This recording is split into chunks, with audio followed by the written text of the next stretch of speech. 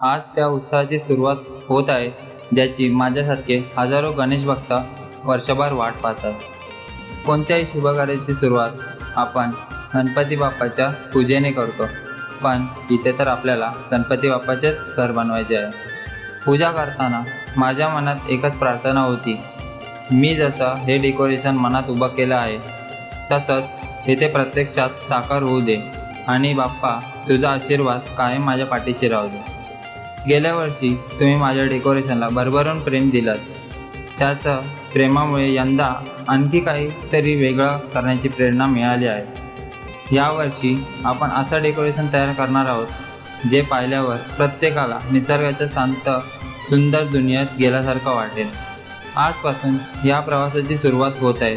स्केचपासून ते फायनल लुकपर्यंत प्रत्येक स्टेप मी तुमच्यासोबत शेअर करणार आहे. म्हणून हा प्रवास शेवटपर्यंत नक्की पहा, कारण पुढच्या भागात आपण ह्याच डेकोरेशनचा पहिला टप्पा सुरू करणार आहोत. चला बाप्पाच्या आगमनाची तयारीला लावूया. गणपती बाप्पा मोरया.